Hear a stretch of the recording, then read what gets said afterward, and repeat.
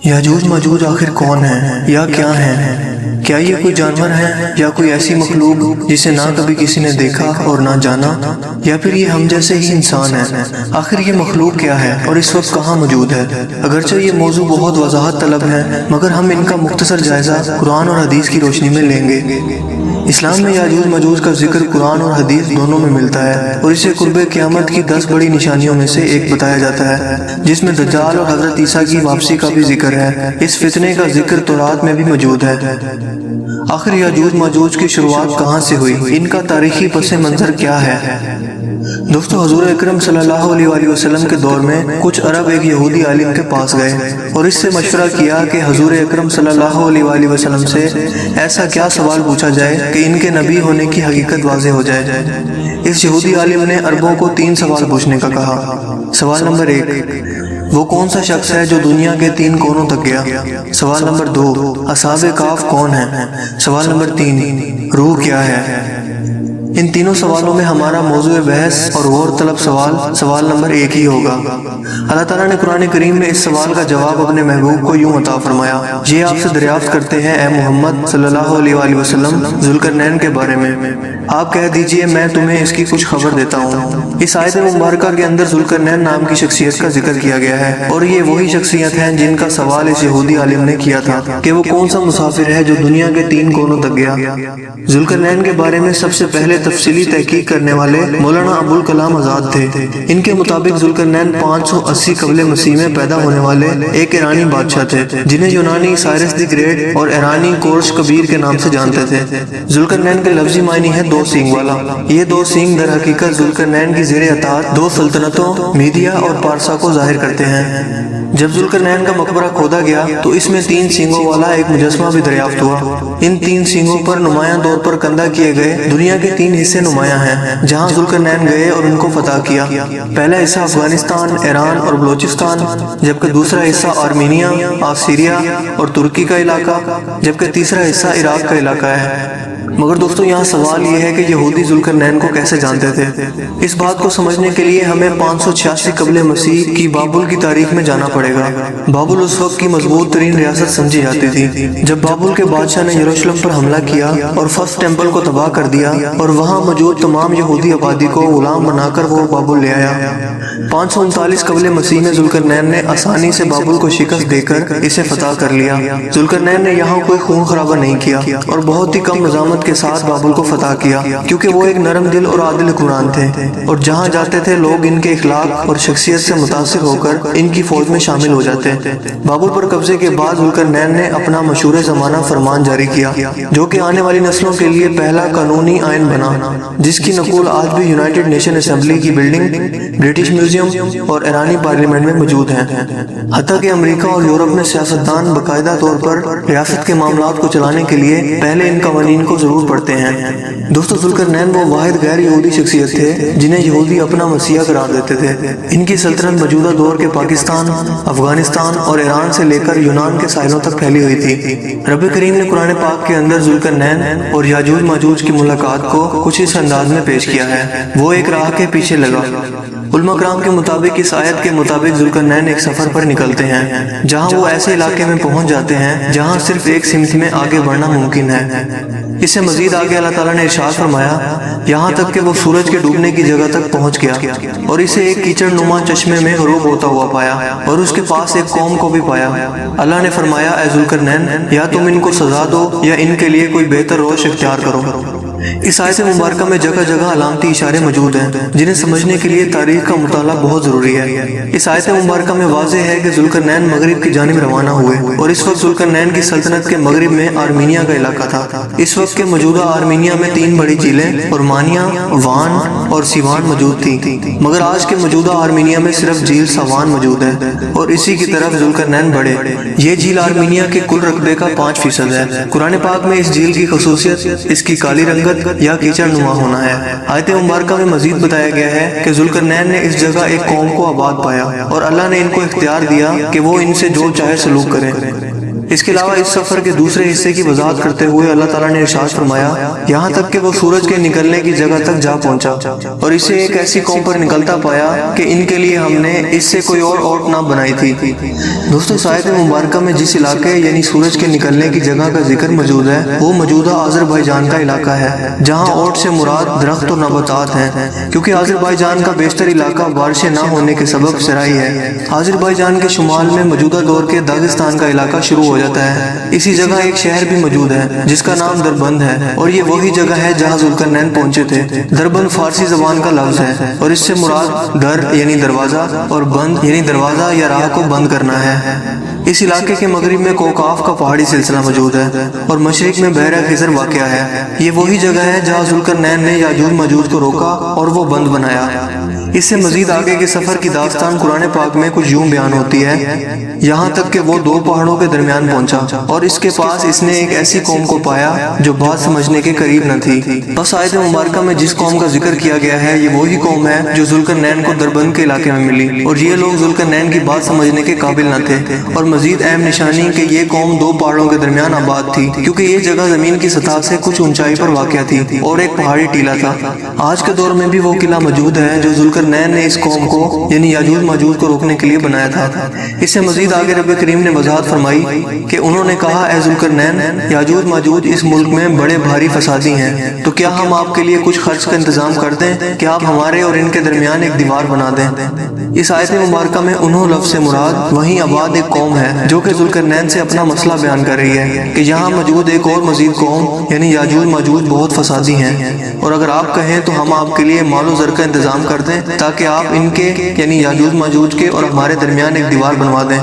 دوستو، اکثر لوگوں کو یہ گمان ہے کہ یاجوج ماجوج کوئی ایسی مخلوق ہے جو غیر انسانی اور دیو قامت ہے۔ یہ گمان صرف قرآن اور حدیث کا مطالعہ نہ کرنے کا نتیجہ ہے، لہٰذا یہی وجہ ہے کہ لوگ قرب قیامت کی اتنی بڑی نشانی سے بے خبر ہیں جس کا تذکرہ پوری وضاحت کے ساتھ قرآن اور حدیث میں موجود ہے، اور یہ بھی کہ وہ انسان ہی ہیں، حتیٰ کہ ان کی نسل کے بارے میں بھی وضاحت موجود ہے۔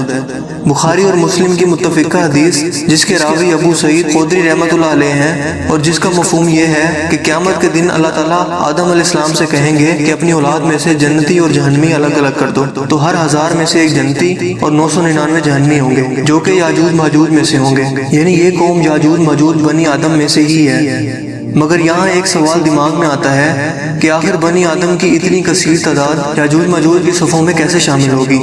اس سے پہلے ہمیں یاجوج ماجوج قوم کی زمین پر موجودگی کو سمجھنا ہوگا کہ آخر وہ کہاں سے آئے۔ دوستو، ہم سب جانتے ہیں کہ آج کی موجودہ آبادی سب حضرت نوح علیہ السلام کے 3 بیٹوں حام، شام اور یافس کی نسل سے ہیں، کیونکہ طوفان نوح میں صرف حضرت نوح کے 3 بیٹے ہی زندہ بچے تھے اور انہی سے آگے نسل بڑھی تھی۔ حام سے افریقی ممالک کے لوگ، شام سے عرب اور یہود، اور یافس سے ترک یا یورپی یا سفید فام قومیں آگے بڑھی، اور یاجوج ماجوج کی قوم حضرت نوح کے بیٹے یافس کی نسل سے ہیں، اور یہ سفید فام قوم ہے۔ یونان میں یاجوج ماجوج کی قوم کو اشکناز کے نام سے بھی جانتے تھے۔ اشکناز ماجوج کا بھانجا تھا۔ 780 قبل مسیح میں یہ لوگ کوکاف کی پہاڑیوں سے آتے اور جنوب پر حملہ آور ہو جاتے۔ یہ قوم کوکاف اور بحیرہ خضر کے شمال میں بڑی تعداد میں آباد تھی، اور وہاں یہ لوگ قابض تھے، اور ہر راہ گزر اور تاجر سے یہ لوگ ٹیکس بھی وصول کرتے تھے۔ یہ قوم خود کو خضر یا قوم خضر بھی کہتی تھی، اسی لیے کیسپین سی کو بحیرہ خضر بھی کہا جاتا ہے جو کہ اسی قوم کے نام پر ہے۔ ان کے قبضے میں جو علاقے تھے وہ موجودہ مغربی روس سے لے کر موجودہ دور کے جرمنی تک ہیں۔ یاجوج ماجوج کی یہ قوم بنا کسی وجہ کے آس پاس کی کمزور قوموں پر حملہ آور ہو کر وہاں خوب لوٹ مار اور قتل و غارت کرتی تھی، اور باقی بچے زندہ لوگوں کو غلام بنا لیتی تھی، جن کو بعد میں یا تو کام کے لیے رکھ لیا جاتا یا غلام بنا کر بیچ دیا جاتا۔ اس کے علاوہ جو راہ گزر ان علاقوں سے گزرتے ان پر بھاری ٹیکس لگایا جاتا تھا، اور ایسا نہ کرنے پر ان کو مار دیا جاتا تھا۔ لہٰذا دربند کے لوگوں نے انہی وجوہات کی بنا پر ذوالقرنین سے مدد مانگی، جیسا کہ آیت مبارکہ میں بتایا گیا ہے۔ دوستو، دربند کے لوگ اپنی تعمیرات لکڑی کے ذریعے کیا کرتے تھے، جبکہ ذوالقرنین کے دور میں فن تعمیرات عروج پر تھا اور پتھروں اور لوہے کے ذریعے بھی تعمیرات کی جاتی تھیں۔ لہٰذا وہاں کے لوگوں نے ذوالقرنین سے درخواست کی کہ آپ ہمارے اور یاجوج ماجوج کے درمیان دیوار بنا دیں، جبکہ وہ مالی اور فوجی امداد بھی دینے کو تیار تھے۔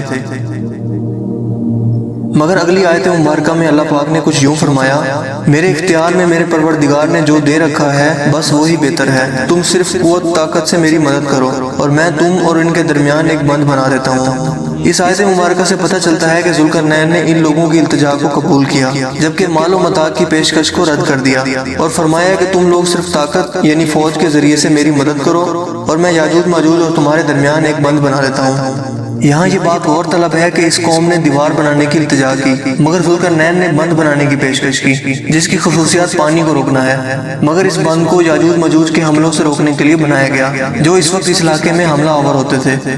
دوستو، اس بند کے کئی دروازے موجود تھے اور حملے کے وقت ان دروازوں کو بند کر دیا جاتا تھا۔ آج کے دور میں بھی اس قلعے کی جنوبی دیواریں بہت حد تک مسمار ہو چکی ہیں، مگر شمالی دیوار کا 80% حصہ ابھی بھی موجود ہے۔ دیوار چین کے بعد یہ دیوار پوری دنیا کی دوسری بڑی دفاعی دیوار ہے۔ اس قلعے سے آگے کے علاقے یعنی کوکاف کا علاقہ ذوالقرنین کی حکومت میں تھا، لہٰذا اس بند بننے کے نتیجے میں ان علاقوں کی بھی حفاظت ہو گئی۔ دوستو، اس سے مزید اگلی آیت میں رب کریم نے ارشاد فرمایا، مجھے لوہے کی چادریں لا کر دو، یہاں تک کہ اس نے دو پہاڑوں کے درمیان بند کھڑا کر دیا اور کہا کہ اب دہکاؤ، حتیٰ کہ اسے آگ بنا دیا، تو کہا مجھے لا کر دو، میں اس پر پگھلا ہوا تانبا انڈیلوں گا۔ دوستو، اس آیت مبارکہ میں لوہے کی چادروں اور تانبے کا ذکر موجود ہے جو کہ اس بند کی تعمیر کے دوران استعمال ہوا تھا، جبکہ اکثر لوگ یہ سمجھتے ہیں کہ جو بند ذوالقرنین نے بنایا تھا وہ صرف اور صرف لوہے اور تانبے کا ہے، مگر ایسا نہیں ہے، کیونکہ اس بند کے بناتے وقت مین دروازوں پر وافر مقدار میں لوہے اور تانبے کا استعمال کیا گیا۔ اب اس بند کا بیشتر حصہ کھنڈرات بن چکا ہے، مگر پھر بھی باقی حصہ اللہ پاک کے حکم سے قائم و دائم ہے۔ اس سے اگلی آیت مبارکہ میں اللہ پاک ارشاد فرماتے ہیں، بس تو ان میں اس دیوار کے اوپر چڑھنے کی طاقت نہ تھی اور نہ ان میں سوراخ کر سکتے تھے۔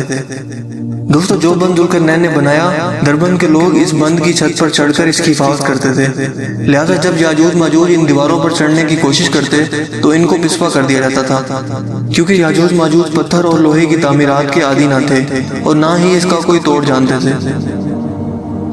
اس سے اگلی آیت مبارکہ میں اللہ تعالیٰ ارشاد فرماتے ہیں کہ یہ صرف میرے رب کی مہربانی ہے، ہاں جب میرے رب کا وعدہ آئے گا تو اسے زمین بوس کر دے گا، بے شک میرے رب کا وعدہ سچا اور حق ہے۔ دوستو، اس قلعے کے لوہے کے بنے مرکزی دروازوں کا نام و نشان موجود نہیں اور جنوبی دیوار بھی زمین بوس ہو چکی ہے۔ مطلب اس آیت مبارکہ میں یہ واضح ہوا کہ قرآن کریم کی یہ پیشن گوئی اب سچ ثابت ہو چکی ہے اور یہ قلعہ اب زمین بوس ہوتا جا رہا ہے، جبکہ اکثر لوگ یہ گمان کرتے ہیں کہ جو بند ذوالقرنین نے تعمیر کیا تھا وہ آج بھی قائم ہے، جبکہ بخاری اور مسلم کی متفقہ حدیث مبارکہ میں بیان ہے، حضرت زینب بنت حبش رضی اللہ تعالیٰ عنہا سے روایت ہے کہ ایک دن رسول کریم صلی اللہ علیہ وآلہ وسلم ان کے ہاں ایسی حالت میں تشریف لائے کہ جیسے بہت گھبرائے ہوئے ہوں اور پھر فرمانے لگے کہ اللہ کے سوا کوئی عبادت کے لائق نہیں، افسوس صد افسوس عرب کے اس شر فتنے پر جو اپنی ہلاکت آفرینی کے ساتھ قریب آ پہنچا ہے۔ آج یاجوج ماجوج کی دیوار میں اس قدر سوراخ ہو گیا ہے، یہ کہہ کر آپ نے انگوٹھے اور برابر والی انگلی کے ذریعے ہلکا بنایا۔ اس حدیث مبارکہ سے صاف طور پر واضح ہوتا ہے کہ یاجوج ماجوج کی قوم کا خروج حضور کریم صلی اللہ علیہ وآلہ وسلم کی زندگی میں ہونا شروع ہو گیا تھا، مطلب اس بند کی دیواروں میں سوراخ ہو گیا تھا اور یاجوج ماجوج نے اس قلعے کے بند میں سوراخ کرنے کا طریقہ سیکھ لیا تھا۔ اسلامی اور مغربی تاریخی حوالے سے پتہ چلتا ہے کہ مسلمانوں کی فوجیں حضرت عمر رضی اللہ تعالیٰ عنہ کے دور میں اس علاقے کی طرف بڑھیں اور یاجوج ماجوج کی قوم یا قوم خضر کے ساتھ جنگ کی، جو کہ 100 سال پر محیط عرصہ ہے، جس کی ایک نشانی دربند اور داغستان کے علاقے میں صحابہ کرام کی قبریں ہیں جو اسی یاجوج ماجوج کی فوج کے ساتھ لڑتے ہوئے شہید ہوئے، مگر مسلمانوں کے اندرونی خلفشار کی وجہ سے 100 سالہ یہ جنگی مہم اختتام پذیر ہو گئی۔ حدیث مبارکہ کے مزید حصے میں عرب کا بھی ذکر ہے کہ ان پر اس فتنے کا پہلا یا زیادہ اثر ہوگا، کیونکہ مسلمانوں میں عرب ہی وہ تھے جنہوں نے حضرت عمر کے دور میں ان یاجوج ماجوج سے جنگ کی تھی۔ دوستو، اس یاجوج ماجوج کی قوم کو تاریخ میں کئی نام سے جانا جاتا رہا ہے، مثلاً یاجوج ماجوج، گوگ اینڈ میگوگ، سکیتھینز، اشکنازی، خزر اور قوم خضر۔ مسلم امہ اسے تاریخی حوالے میں خزر یا قوم خضر یا اشکناز کے طور پر جانتی ہے۔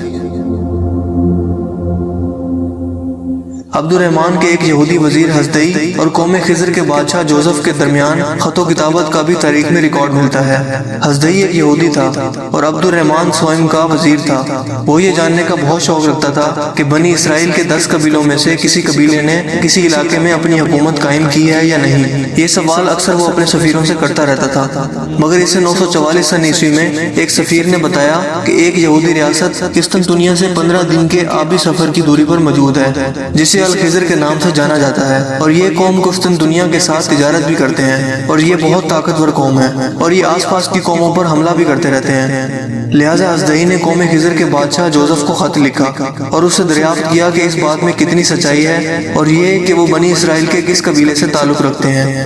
اس خط کے جواب میں الخضر قوم کے بادشاہ جوزف نے جو کچھ لکھا وہ حیران کن تھا، کیونکہ جوزف نے بتایا کہ وہ بنی اسرائیل کے کسی بھی قبیلے سے تعلق نہیں رکھتا، بلکہ اس کی نسل یافس اور ان کے بیٹے تگورما سے آگے بڑھی، جو کہ ترکوں کے باپ بھی کہلاتے ہیں۔ اس نے مزید بتایا کہ اس کے آبا و اجداد میں بولان نامی ایک بادشاہ تھا، جو کہ کفر کے نظام سے تنگ آ کر اپنی پوری قوم سمیت یہودی ہو گیا۔ بولان بادشاہ نے یہودی علماء کو اپنی رعایا میں بلایا اور یہودیت کو مزید پھیلایا اور ان کے لیے عبادت گاہیں بھی تعمیر کی۔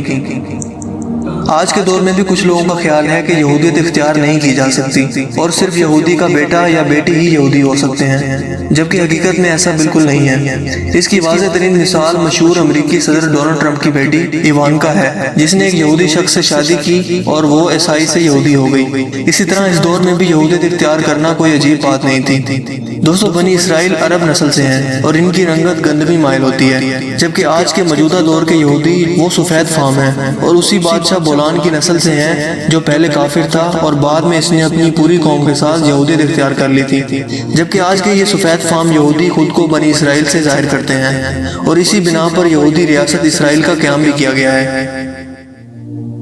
سورہ انبیاء میں رب کریم ارشاد فرماتے ہیں، اور جس بستی کو ہم نے ہلاک کیا اس پر لازم ہے کہ وہاں کے لوگ پلٹ کر نہیں آئیں گے، اور یہاں تک کہ یاجوج ماجوج کھول دیے جائیں گے اور وہ ہر بلندی سے دوڑتے ہوئے آئیں گے۔ قرآن کریم کی ان مقدس آیات کے اندر جس بستی کے ہلاک ہونے کا ذکر ملتا ہے وہ یروشلم ہے، جس پر 2 بار قبضہ ہوا اور یہودی اس قبضے کے دوران در بدر ہو گئے، جبکہ اسی آیت مبارکہ کے مطابق پلٹ کر آنے سے مراد وہ یہودی دوبارہ اپنی حکومت قائم نہیں کر پائیں گے۔ اور دوستو، ہم دیکھتے ہیں کہ آج ایسا ہی ہوا ہے۔ جن یہودیوں نے اسرائیلی ریاست کا قیام بنی اسرائیل کے یہودی خود کو ظاہر کر کے کیا، وہ دراصل اسی بولان اور جوزف بادشاہ کی نسل سے ہیں۔ مزید اگلی آیت مبارکہ میں یاجوج ماجوج کے کھول دینے اور ہر بلندی سے اترنے سے مراد یہ لوگ دنیا کی ہر اونچائی پر موجود ہوں گے۔ یہاں یہ بات سمجھنا ضروری ہے کہ میدان جنگ میں اونچائی کی جگہ پر قبضہ ہونا فتح یاب ہونے اور قبضہ کی علامت سمجھا جاتا ہے، لہٰذا اس آیت مبارکہ سے مراد یہ ہے کہ یاجوج ماجوج ہر بلندی پر موجود ہوں گے، اور وہ ہم آج کے دور میں دیکھتے بھی ہیں، اور آج ایسا ہی ہو رہا ہے۔ یہ یہودی لوگ دنیا کے تمام وسائل پر قابض ہیں، دنیا کے تمام بینکس، مالی وسائل، media houses, food chains, restaurants, غرض ہر اونچائی پر یہ لوگ موجود ہیں اور لوگوں کے ایمان پر حملہ آور ہو رہے ہیں، لوگوں کو ذہنی، نفسیاتی، سیاسی، مذہبی اور ہر طرح سے حملہ کر کے تباہ کر رہے ہیں، اور ہر بلندی پر ہوتے ہوئے لوگوں پر حملہ آور ہو رہے ہیں، اور یہی لوگ اپنے مسیح دجال کے منتظر ہیں اور اس کی فوج کے حصہ دار ہوں گے۔ دوستو، مجھے امید ہے کہ قرآن اور حدیث کے حوالوں کی روشنی میں یاجوج ماجوج کی حقیقت آپ بخوبی جان گئے ہوں گے۔ مجھے امید ہے کہ آج کی ہماری ویڈیو آپ کو کافی انفارمیٹیو لگی ہوگی اور آپ کو پسند آئی ہوگی۔ اگر ویڈیو آپ کو اچھا لگا تو اسے لائک کیجیے اور دوستوں کے ساتھ شیئر کیجیے۔ آپ اپنی رائے کا اظہار کمنٹس میں بھی کر سکتے ہیں۔